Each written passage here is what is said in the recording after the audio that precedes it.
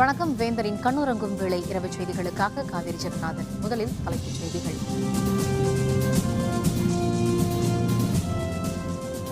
ஐரோப்பிய ஒன்றியத்தில் இருந்து விலகுகிறது பிரிட்டன்.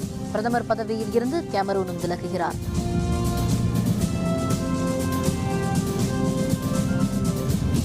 அணுப்பொருள் விநியோக கூட்டமைப்பில் இணையும் வாய்ப்பு கிடைக்கும். இந்தியா மீண்டும் நம்பிக்கை.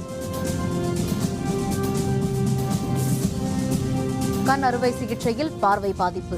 16 பேர் மருத்துவமனையில் அனுமதி.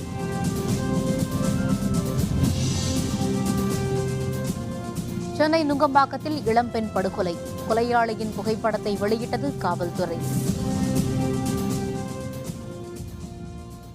பிரிட்டனில் நடந்த வாக்கெடுப்பில் ஐரோப்பிய ஒன்றியத்தில் இருந்து விலக 54% பேர் ஆதரவு தெரிவித்துள்ளதால் ஒன்றியத்தில் இருந்து பிரிட்டன் வெளியேறுகிறது.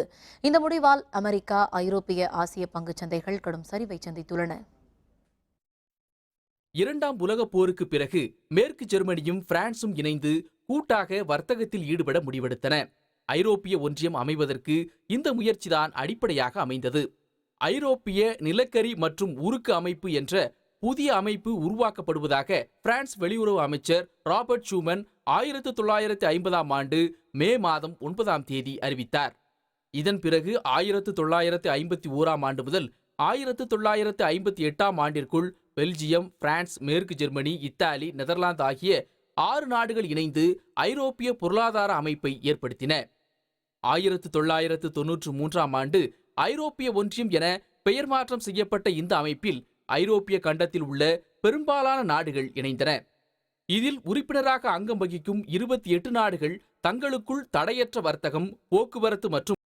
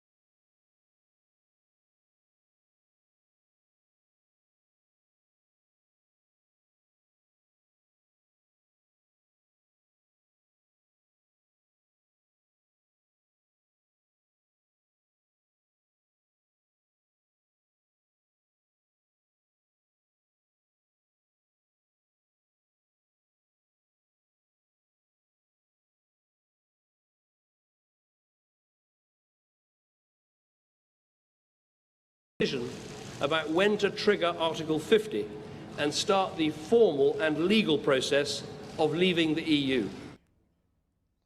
அணுப்பொருள் விநியோக கூட்டமைப்பில் இடம்பெறுவோம் என இந்தியா நம்பிக்கை தெரிவித்துள்ளது. அணுப்பொருள் விநியோக கூட்டமைப்பின் ஆலோசனைக் கூட்டம் தென்கொரியாவின் தலைநகர் சியோலில்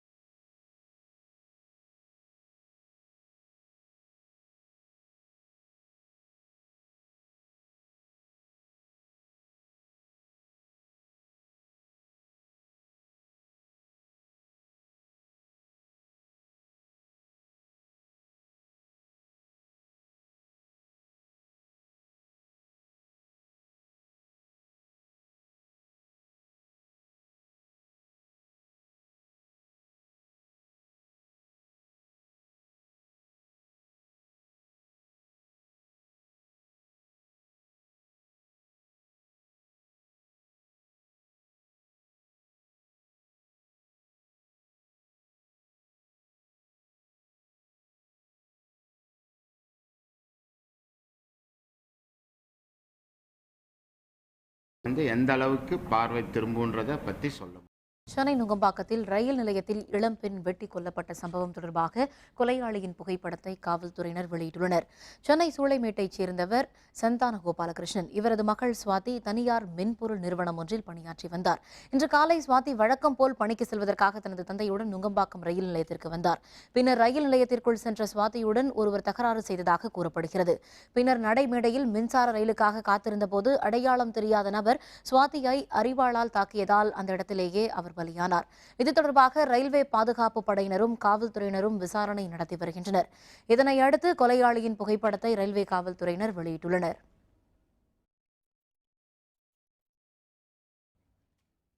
ராஜீவ் கொலை வழக்கில் கைதாகி சிறையில் இருக்கும் நளினியை விடுதலை செய்ய தமிழக அரசுக்கு அதிகாரம் இல்லை என சென்னை உயர்நீதிமன்றத்தில் தமிழக அரசு சார்பில் தெரிவிக்கப்பட்டுள்ளது.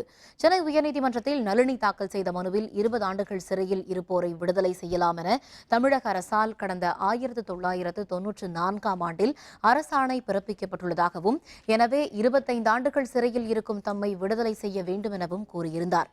அவரது மனு மீது பதில் மனு தாக்கல் செய்யுமாறு தமிழக அரசுக்கு உத்தரவிடப்பட்டிருந்தது.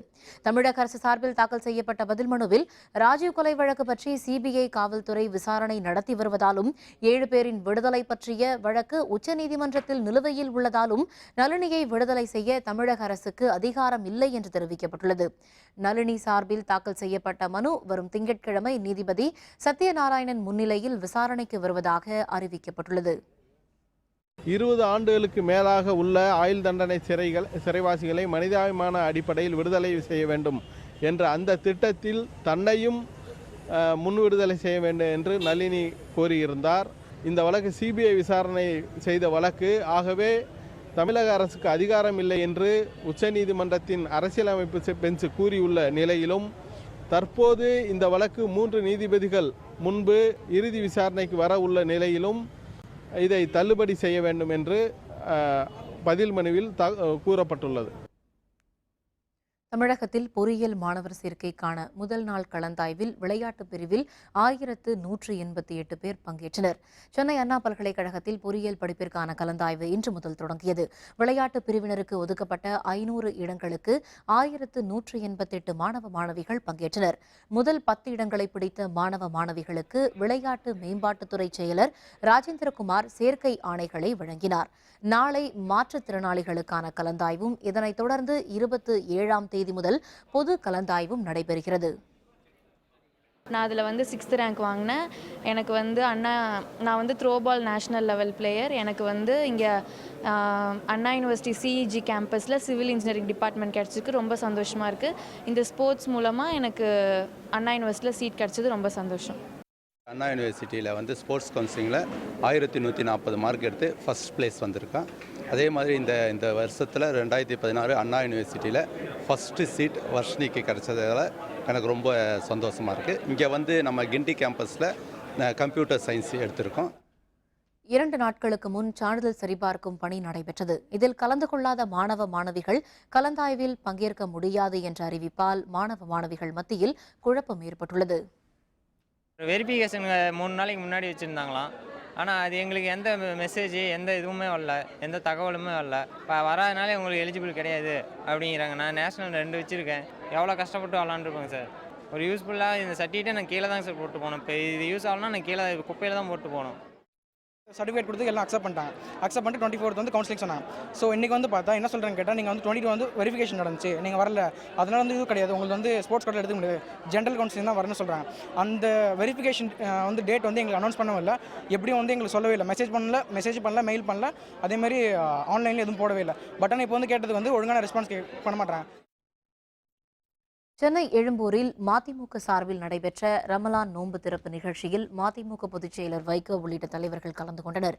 எழும்பூரில் உள்ள தனியார் மண்டபத்தில் நடைபெற்ற நிகழ்ச்சியில் வைகோ, தமிழ் மாநில காங்கிரஸ் கட்சியின் தலைவர் ஜி.கே. வாசன், இந்திய கம்யூனிஸ்ட் மாநில செயலர் ரா. முத்தரசன், மார்க்சிய கம்யூனிஸ்ட் மாநில செயலர் ஜி. ராமகிருஷ்ணன் மற்றும் விடுதலை சிறுத்தைகள் கட்சித் தலைவர் தொல் திருமாவளவன் ஆகியோர் கலந்து கொண்டனர். மாநில வளர்ச்சிக்காக ஆளுநருடன் இணைந்து செயல்படுவோம். புதுச்சேரி முதல்வர் நாராயணசாமி உறுதி. விவரம் விளம்பர இடைவேளைக்கு பிறகு.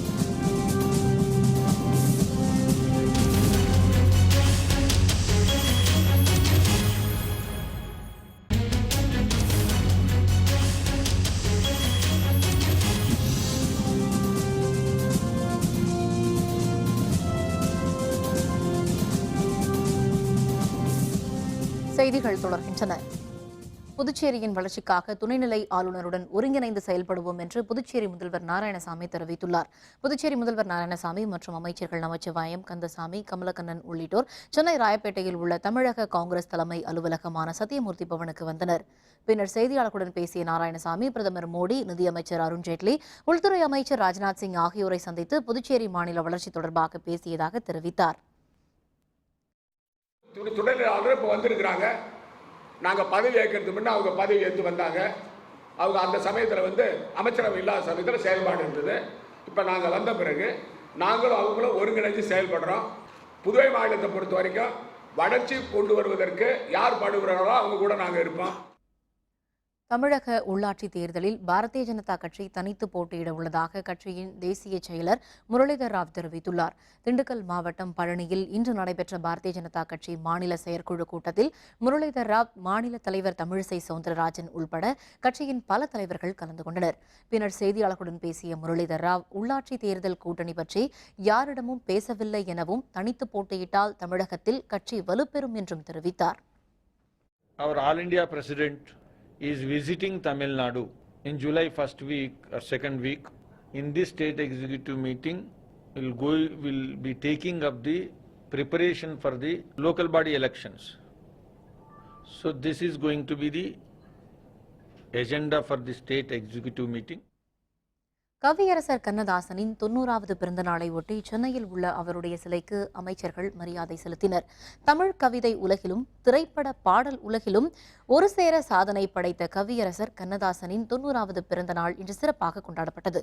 இதனையொட்டி சென்னை தியாகராய நகரில் உள்ள கண்ணதாசன் சிலைக்கு கீழே வைக்கப்பட்டிருந்த அவருடைய படத்திற்கு தமிழக அரசு சார்பில் அமைச்சர்கள் டி. ஜெயக்குமார், கடம்பூர் ராஜு, பெஞ்சமின் உள்ளிட்டோர் மலர் தூவி மரியாதை செலுத்தினர்.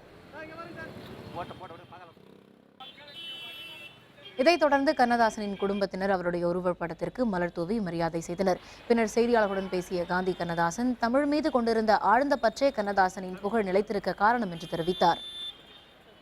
35 ஆண்டுகளுக்கு பிறகும் அவருடைய பாடல்கள் இன்றும் வாழ்கிறது என்றால், இன்றைக்கும் அவருக்கு இவ்வளவு பெரிய மரியாதை இருக்கிறது என்றால் அதற்கு காரணம் அவர் தமிழ் மீது கொண்டிருந்த பற்று, அவர் எழுதிய எழுத்துக்கள், அவர் பாடிய பாடல்கள். இந்த பிறந்த தின விழாவில் இவ்வளவு மக்கள் வந்திருப்பதும் இவ்வளவு ஊடகங்கள் வந்திருப்பதுமே மிகப்பெரிய சான்றாக இருக்கிறது. கவிஞர் கண்ணதாசனின் 90வது பிறந்த நாளை முன்னிட்டு காரைக்குடியில் உள்ள அவரது உருவச்சிலைக்கு மாலை அணிவித்து மரியாதை செலுத்தப்பட்டது. கவிஞர் கண்ணதாசனின் 90வது பிறந்தநாள் விழா இன்று தமிழகம் முழுவதும் கொண்டாடப்பட்டது. காரைக்குடியில் உள்ள கண்ணதாசன் மணிமண்டபத்திலும் பிறந்தநாள் விழா கொண்டாடப்பட்டது. மணிமண்டபத்தில் நிறுவப்பட்டுள்ள கவிஞர் கண்ணதாசனின் உருவச்சிலைக்கு நாடாளுமன்ற உறுப்பினர் செந்தில்நாதன், மாவட்ட வருவாய் அலுவலர் இளங்கோவன் ஆகியோர் மாலை அணிவித்து மரியாதை செலுத்தினர். மக்களும் கண்ணதாசனின் ரசிகர்கள் உள்பட ஏராளமானோரும் இந்த நிகழ்ச்சியில் கலந்து கொண்டனர்.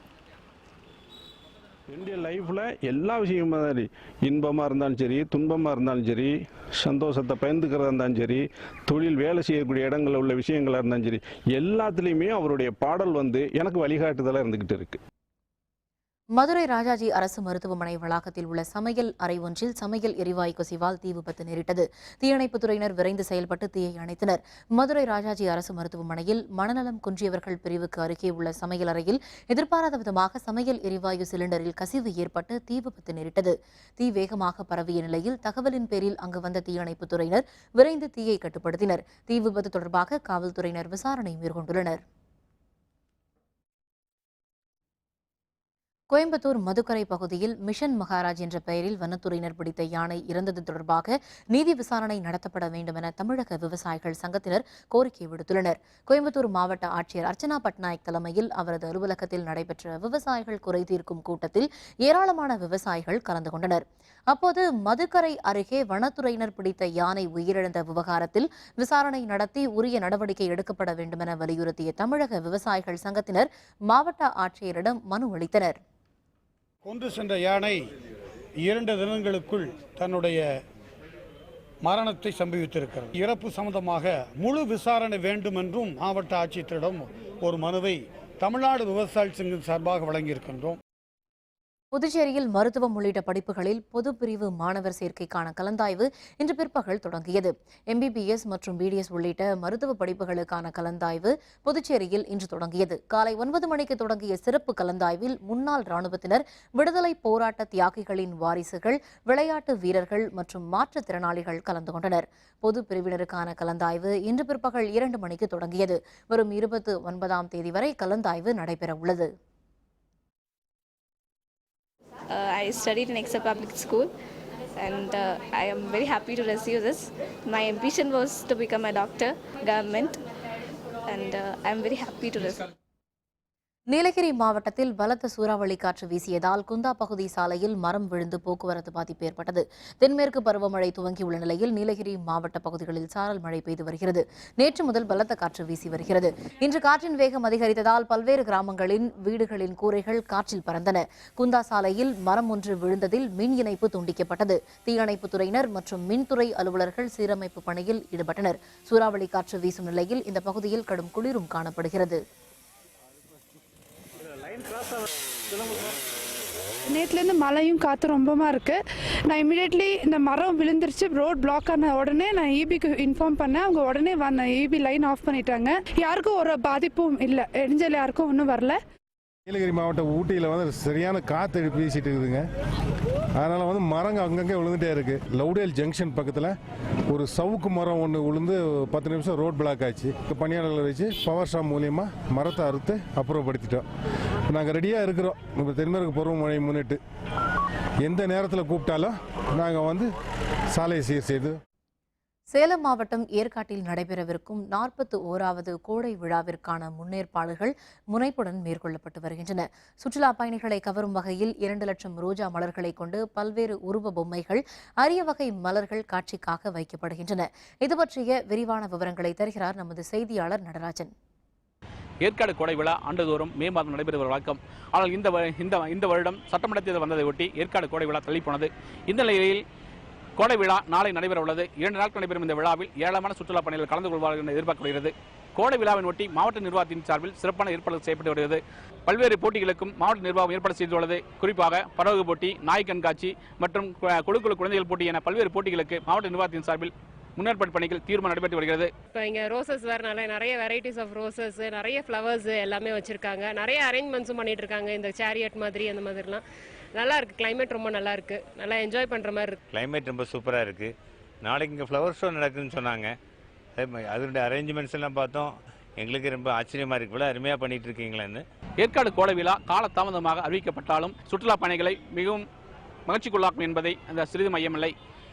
வேந்த செய்திகளுக்காக ஒளிப்பதிவாளர் பாலாஜியுடன் TS நடராஜன். திருச்சியில் நடைபெற்று வரும் கல்வி விழிப்புணர்வு கண்காட்சியில் இடம்பெற்றுள்ள சோழர் காலத்து நாணயங்கள் மற்றும் பழம்பெரும் பொருட்களை பார்வையாளர்கள் ஆர்வமுடன் பார்த்து செல்கின்றனர். திருச்சியில் தனியார் அமைப்பு ஒன்றின் சார்பில் இன்று தொடங்கிய கல்வி விழிப்புணர்வு கண்காட்சி 3 நாட்கள் தொடர்ந்து நடைபெற உள்ளது.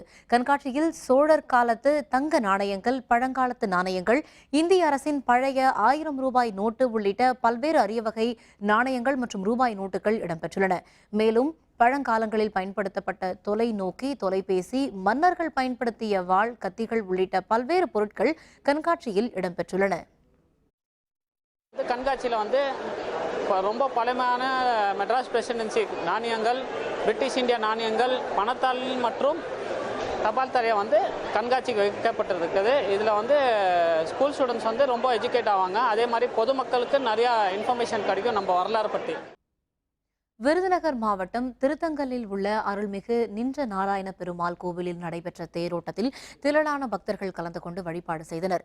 108 திவ்ய தேசங்களில் 47வது கோவிலாக திகழும் சிவகாசி அருகே திருத்தங்கலில் உள்ள அருள்மிகு நின்ற நாராயண பெருமாள் கோவில் ஆனி பிரம்மோற்ச திருவிழா கடந்த 16ஆம் தேதி கொடியேற்றத்துடன் தொடங்கியது. முக்கிய நிகழ்வாக இன்று நடைபெற்ற தேரோட்டத்தில் அருள்மிகு செங்கமல தாயார், ஸ்ரீ நின்ற நாராயண பெருமாள் ஆகியோர் சிறப்பு அலங்காரத்தில் பக்தர்களுக்கு காட்சியளித்தனர். இதில் ஏராளமான பக்தர்கள் கலந்து கொண்டு தேரை வடம் பிடித்து இழுத்தனர்.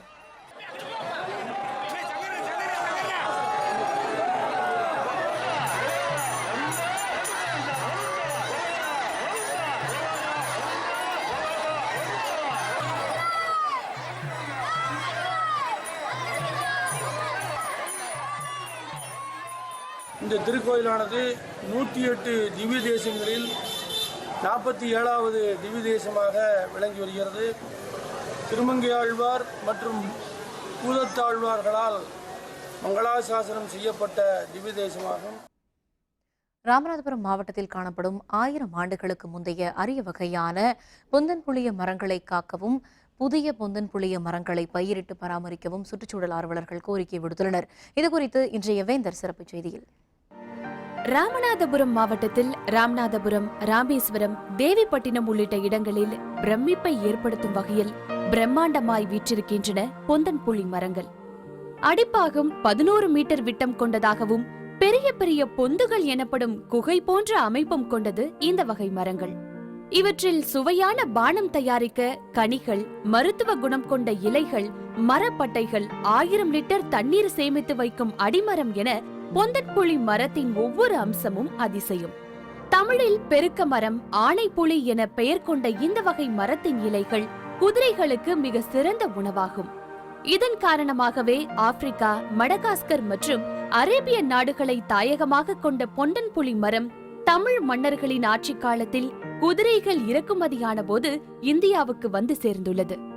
வணிக குழுக்கள் வந்து வெளிநாட்டில் இருந்தும் நம்மளுடைய இந்தியாவிலேருந்து பல நாடுகளுக்கு போயிட்டு வந்த அந்த வணிக குழுக்களும் குழு அமைத்து தங்கியிருந்த ஒரு பகுதிகளில் தான் இந்த மரங்கள் வந்து காணப்படுது. பொந்தம்புளிங்கிற மரத்துக்கு வந்து ஆனைப்புளி, ஆனை மரங்கள் அது மாதிரி பேர் சொல்கிறதுக்கு காரணம் வந்து அதனுடைய பெரிய அளவிலான அந்த சைஸு, அதனுடைய அந்த பொந்தம் புளி அப்படிங்கிறது அது பெரிய அந்த பொந்து வந்து அந்த மரத்துக்குள்ளே இருந்ததான் ஒரு காரணமாக சொல்கிறாங்க நம்மளுடையது. அடுத்து அந்த இலையில் வந்து புளிப்பு சுவை இருக்கிறதுனால அது பொந்தம் புளிப்பு சுவையை வச்சு அந்த மரத்துக்கு வந்து தமிழர்கள் வந்து காரண பேர் வச்சிருக்கிறாங்க. ஆப்பிரிக்காவில் ஆய்வுகள் மேற்கொண்ட புவியியலாளர் டேவிட் லிவிங்ஸ்டன் பொந்தன்புளி மரத்தை 8வது அதிசயம் என்று வியந்துள்ளார். வறட்சிக்கு போக்கு காட்டிவிட்டு 30 மீட்டர் உயரம் வரை ஓங்கி உயர்ந்து வளரும் மருத்துவ குணம் கொண்டவை பொந்தன் புளி மரங்கள். தமிழகத்தில் சுற்றுச்சூழல் ஆர்வலர்கள் அண்மையில் நடத்திய ஆய்வில் ராமநாதபுரம் மாவட்டம் தவிர மதுரை அமெரிக்கன் கல்லூரி, ராஜபாளையம் உள்ளிட்ட 20 இடங்களில் மட்டுமே இந்த வகை மரங்கள் இருப்பது தெரிய வந்துள்ளது. இந்த மரத்தினுடைய இலைகள் மருத்துவ குணம் கொண்டவை, மரத்தினுடைய பட்டைகள் மருத்துவ குணம் கொண்டவை, இதனுடைய வேர் மருத்துவ குணம் கொண்டது என்று சொல்லி பார்க்கும்போது இயற்கையிலே ஒரு மருத்துவ ஒரு கூடாரமாக விளங்கக்கூடிய இந்த பொந்தமல்லி மரங்கள் இன்று நம்முடைய தென் தமிழகத்திலே முழுவதும் நடப்பட வேண்டும். இருக்கிற மரங்களை பாதுகாப்பது மட்டுமில்ல, நம்முடைய வனத்துறை எங்கெல்லாம் வாய்ப்பு இருக்கிறதோ அந்த இடத்துல எல்லாமே இந்த பொந்தமல்லி மரங்களை நட வேண்டும் என்று எங்களுடைய விருப்பம். இலங்கையில் பல்வேறு இடங்களில் பெருக்க மரம் என்ற பெயரில் இந்த வகை மரங்கள் பராமரிக்கப்படுகின்றன. ஆனால் தமிழகத்தில் இதன் அருமை தெரியாமல் ராமநாதபுரத்தில் உள்ள மரங்களை சிலர் வெட்டி அழிக்க முயற்சிக்க பொதுமக்களே அதை தடுத்து நிறுத்தி காத்துள்ளனர். பெரியவங்களாம் சொல்லியிருக்காங்க இந்த மரம் வந்து 100 வருஷம் இருக்குது அப்படின்னு சொல்லியிருக்காங்க. சுற்றி நிறையா பேர் இந்த வெட்டி கீழே சாஞ்சு திருப்பி முளைச்ச இந்த மரம், அதனால தான் இந்த மரத்தை ரொம்ப அபூர்வமாகன்னு சொல்லிட்டு எல்லாருக்கும் சொல்லிட்டு இருக்காங்க. வெட்டணும்னு சொல்லிட்டு நிறையா பேர் இது பண்ணாங்க. மன்னர் காலத்திலேருந்தே வழிபட்ட மரம்னால இதை இது பண்ணணும், இடத்த எல்லாருமே வீடு கட்டினால இந்த இடத்த ஆக்கிரமிக்கணும் அப்படின்னு சொல்லிட்டு இருந்தாங்க. அதை நாங்கள் அப்படியே இந்த மரம் இருக்கிறதுக்காண்டி சாமியாக வழிபட்டு இந்த ஊர் மக்கள் எல்லாருமே சேர்ந்து இந்த கோயிலாக நினச்சிட்டு சாமி. பொந்தன் புளி மரங்களின் விதைகளை நாற்றுவிட்டால் 6 மாதங்களில் கன்றாக எடுக்க முடியும். மிக எளிய நடைமுறைதான் என்பதால் அரசு முன்வந்து இந்த முயற்சியை முன்னெடுத்து அழிந்து வரும் பொந்தன் புளி மரங்களை காக்க வேண்டும் என்று தொல்லியல் மற்றும் சுற்றுச்சூழல் ஆர்வலர்கள் கோரிக்கை விடுத்துள்ளனர். வேந்தர் செய்திகளுக்காக ராமநாதபுரத்திலிருந்து சே. ராஜ்குமார். ஐரோப்பிய ஒன்றியத்தில் இருந்து பிரிட்டன் விலக முடிவு. பிரான்ஸ், இத்தாலி தலைவர்களுடன் ஜெர்மன் பிரதமர் ஆலோசனை. விவரம் விளம்பர இடைவேளைக்கு பிறகு.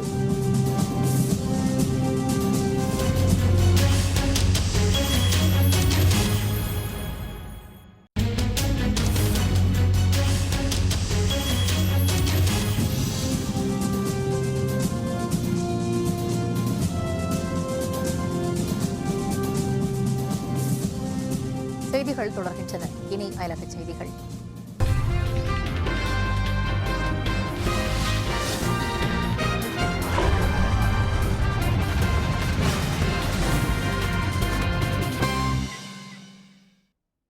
ஐரோப்பிய ஒன்றியத்தில் இருந்து பிரிட்டன் விலகுவது தொடர்பாக பிரான்ஸ் மற்றும் இத்தாலி நாட்டு தலைவர்களை அழைத்து பேச ஜெர்மன் பிரதமர் ஏஞ்சலா மெர்க்கல் முடிவு செய்துள்ளார். பொது வாக்கெடுப்பில் பிரிட்டனின் பெரும்பான்மை மக்கள் ஐரோப்பிய ஒன்றியத்தில் இருந்து விலகுவதற்கு ஆதரவாக வாக்களித்துள்ள நிலையில் உலக தலைவர்கள் அது பற்றி கருத்து தெரிவித்துள்ளனர். பிரான்ஸ் அதிபர் பிரான்சுவா ஹொல்லாந்து பிரிட்டன் மக்களின் முடிவை மதிப்பதாகவும் பிரிட்டன் விலகுவது தொடர்பாக பேச்சுவார்த்தை விரைவில் நடைபெற வேண்டும் என்றும் கூறியுள்ளார். இதனிடையே பிரிட்டனின் விலகல் முடிவு தொடர்பாக பிரான்ஸ் இத்தாலி தலைவர்களை வரும் 27ஆம் தேதி தனது நாட்டிற்கு அழைத்து பேச இருப்பதாக ஜெர்மன் பிரதமர் ஏஞ்சலா மெர்க்கல் தெரிவித்துள்ளார். Wir müssen deshalb sicherstellen, dass die Bürgerinnen und Bürger konkret spüren können, wie sehr die Europäische Union dazu beiträgt, ihr persönliches Leben zu verbessern. Das ist eine Aufgabe für die Institutionen der Europäischen Union, genauso wie für die Mitgliedstaaten.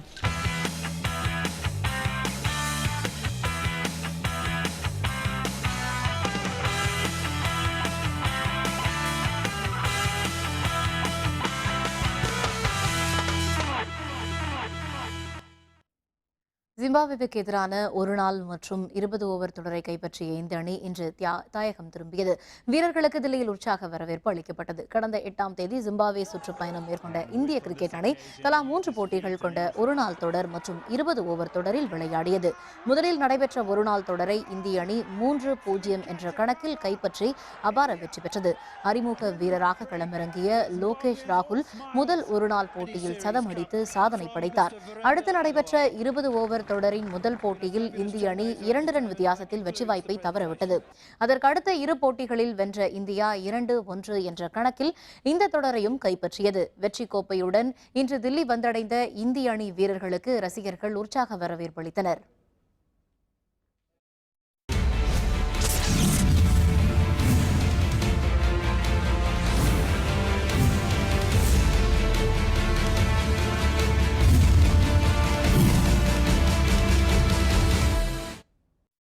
ஐரோப்பிய கூட்டமைப்பில் இருந்து Britain விலகும் முடிவு இந்திய பங்குச்சந்தையிலும் தங்க நகை விற்பனையிலும் தாக்கத்தை ஏற்படுத்தியுள்ளது. பிரிட்டனில் நடைபெற்ற கருத்து கணிப்பு முடிவுகள் இன்று காலையில் வெளியானது. இதனையடுத்து தங்க நகை விலை இன்று ஒரே நாளில் மட்டும் சவரனுக்கு 736 ரூபாய் அதிகரித்துள்ளது. இந்த விலை உயர்வு காரணமாக நகை வாங்கும் மக்களும் சில்லறை வணிகர்களும் பெரிதும் பாதிக்கப்படுவார்கள் என்று நகைக்கடை வணிகர் சங்க தலைவர் ஜெயந்திலால் தெரிவித்தார். ஐரோப்பிய கூட்டிலிருந்து பிரிட்டன் நாடு வெளியேறுவது என்பது தீர்மானிக்கப்பட்டுள்ளது. அந்த தீர்மானத்தின்படி அந்த நாட்டில் உள்ள மக்களிடம் உள்ள பெரும்பாலான யூரோ கரன்சியை அவர்கள் தங்கமாக மாற்றுவதாக தொடங்கியிருக்கிறார்கள். அதனுடைய தாக்கம் தான் உலகச் சந்தையில் எதிரொலித்துள்ளது. அதன் காரணமாக உலகச் சந்தையில் தங்கம் விலை உயர்ந்துள்ளது. இனி வரும் காலங்களில் தொடர்ந்து தங்கம் விலை உயர்ந்து கொண்டு தான் வரும். நேற்று வரைக்கும் இருந்த விலையில் இன்றைக்கி கொஞ்சம் வாங்கலான்னு வந்த ஆசையாக, ஆனால் இவ்வளோ விலை ஏறி போச்சுன்னு கொஞ்சம் கஷ்டமாக தான் இருக்குது.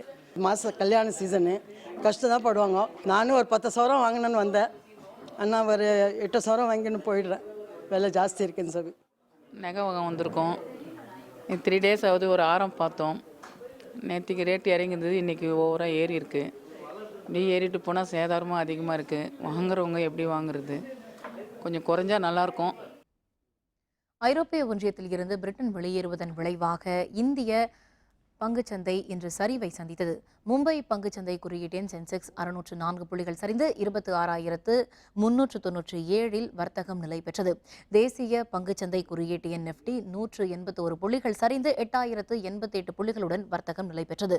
டாலருக்கு நிகரான இந்திய ரூபாயின் மதிப்பும் வீழ்ச்சியடைந்து 68 காசுகள் 67 ரூபாய் 84 காசுகளாக இருந்தது. நீண்டகால முதலீட்டாளர்களுக்கு பெரிய பாதிப்பை ஏற்படுத்தாது என்றும் இது ஒரு குறுகிய கால வீழ்ச்சி எனவும் பங்குச்சந்தை நிபுணர் சோமவள்ளியப்பன் தெரிவித்தார். பிரிட்டன் யூரோப்பியன் யூனியன்லேருந்து வெளியேறுவதாக அவருடைய மக்கள் வாக்களித்து முடிவெடுத்திருக்கிற காரணத்தினால குறிப்பாக பங்குச்சந்தைகள் பெரிய அளவில் விழுந்திருக்கிறது. எவரும் இவ்வளவு பெரிய வீழ்ச்சியை எதிர்பார்க்கவில்லை. இந்திய பங்குச்சந்தைகள் இவ்வளவு தூரம் விழுவதற்கான அவசியமே இல்லை. வலுவான பங்குகளை வைத்திருப்பவர்கள் கொஞ்சம் காத்திருக்கலாம். இடையில் இறங்கினாலும் மீண்டும் விழுவதற்கான வாய்ப்புகள் இருப்பதாகவே நான் நினைக்கிறேன். ஐரோப்பிய கூட்டமைப்பில் இருந்து பிரிட்டன் விலகிய நிலையில் திருப்பூர் பின்னலாடை ஏற்றுமதியில் குறுகிய காலத்திற்கு பெரும் பின்னடைவு ஏற்படும் என உற்பத்தியாளர்கள் கவலை தெரிவித்துள்ளனர். திருப்பூரில் இருந்து ஐரோப்பிய நாடுகளுக்கு ஏற்றுமதி செய்யப்பட்டு வரும் பின்னலாடைகளை ஐரோப்பிய கூட்டமைப்பில் உள்ள இந்த நாடுகளுக்கும் கொண்டு செல்லும் வகையில் விதிகள் எளிதாக உள்ளன. இதனிடையே அந்த கூட்டமைப்பில் நீடிக்கலாமா என்ற முடிவை எடுக்க பிரிட்டன் பொது வாக்கெடுப்பு நடத்தியதற்கு முன்பாக வணிகத்தில் புதிய ஒப்பந்தங்கள் போட முடியாமல் திருப்பூர் பின்னலாடை உற்பத்தியாளர்கள் பாதிக்கப்பட்டனர். தற்பொழுது ஐரோப்பிய கூட்டமைப்பில் இருந்து பிரிட்டன் விலகிய நிலையில் பங்குச்சந்தை வீழ்ச்சி, ஒப்பந்தங்கள் கிடைப்பதில் காலதாமதம் போன்ற பல பிரச்சனைகள் ஏற்படுவதால் ஏற்றுமதி பாதிக்கப்படும் என பின்னலாடை ஏற்றுமதியாளர்கள் தெரிவித்துள்ளனர். ஐரோப்பிய யூனியனிலிருந்து வெளியே செல்வது என்ற முடிவுடன் மக்கள் ஓட்டளித்துள்ளார்கள். இது ஒரு பெரிய குழப்பத்தை ஏற்படுத்துது. தற்போது நம்ம பின்னலாடை துறைக்கு ஒரு பெரிய சங்கடத்தை ஏற்படுத்தி உள்ளது. ஏன்னா புக் பண்ணியிருக்கிற ஆர்டர் எல்லாம் 3 மாதம் 4 மாதத்துக்கு நம்ம புக் பண்ணி வச்சிருக்கிறோம். ஸோ இதெல்லாம் ஒட்டுமொத்த தொழிலுக்கு ஒரு பின்னடைவை ஏற்படுத்துவது உறுதியாக தெரியுது. மீண்டும் தலைப்புச் செய்திகள். ஐரோப்பிய ஒன்றியத்தில் இருந்து விலகுகிறது பிரிட்டன். பிரதமர் பதவியில் இருந்து கேமரூனும் விலகுகிறார்.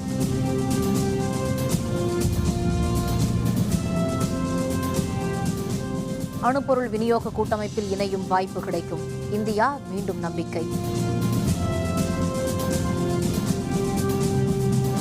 கண் அறுவை சிகிச்சையில் பார்வை பாதிப்பு. 16 பேர் மருத்துவமனையில் அனுமதி. சென்னை நுங்கம்பாக்கத்தில் இளம்பெண் படுகொலை. கொலையாளியின் புகைப்படத்தை வெளியிட்டது காவல்துறை. இத்துடன் வேந்தரின் கண்ணுறங்கும் வேளை இரவு செய்திகள் நிறைவடைந்தன. மீண்டும் நாளை காலை 8 மணிக்கு இளங்கதிர் காலை செய்திகளில் சந்திப்போம். வணக்கம்.